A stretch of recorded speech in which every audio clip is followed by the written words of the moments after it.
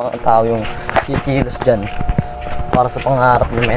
Kung ako sa inyo, men, kung may pangarap kayo sa buhay, men, galawan nyo, kilusan nyo, men, kasi kayo din gagawa na tandaanan nyo, men, kung paano nyo gagalawan yan, sabi sa inyo. Kasi mga men, sa totoo lang, isa din ako sa inyo na nangarap na mataas, men, pero di ko din tinutupad. Eto, iba na pinangarap ko.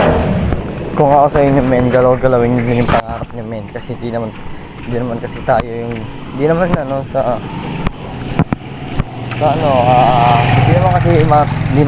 kasama natin ng isang gagal sa pangarap natin, men. Hindi tayo lang, men, kung may pangarap sa buhay, gusto maging content creator, maging vlogger, madami kang pagdadanasan dyan, men, ang sabi. Kasi, men, umabot ako sa punto na ako din, men, pumunta ako sa kaligitnaan ko, men. Sabihin natin sa TikTok, kumikita na ako sa TikTok, men, unti-unti lang. Pero, men, kung ako sa inyo, men, araw-araw nyo gaano kilusin, maabot nyo yung pangarap nyo, men. Katulad ko, tumulong ako sa pinturan para may isti. Bali, susunduin ko na din yung mga kapatid ko niyan, men. Yung kapatid kong babae lang, susunduin ko niyan, yung ko lang siya lang. So, sample na po siya ang aking kapatid, kasi sinusundo ko siya tuwing 11:10 kasi umalis na ako sa bahay mga bandang 11 para saktong 10 na ako makalakad, kaso saktong 11:08 ako nakapunta.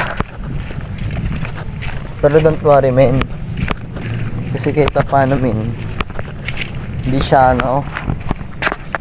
hindi nagsisigil ko rin sumundo sa kanya.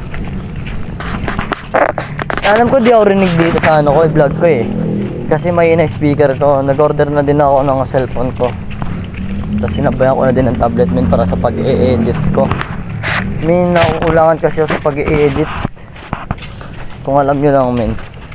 Tapos wala din ako sa time sa pag-i-edit, natamad ako, parang tinatanggal ko na yung noise, tapos pak maglalagay ng mga kahit tapos pak yun. Pero sa mga gusto maalaman kung saan ako nag-i-edit, men, sa CapCut lang.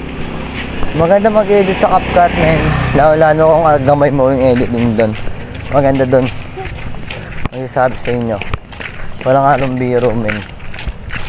Bakit yung sinabi ko, tuloy nyo lang pangarap nyo, men, mag-aral kayo mabuti, okay na sa akin yun.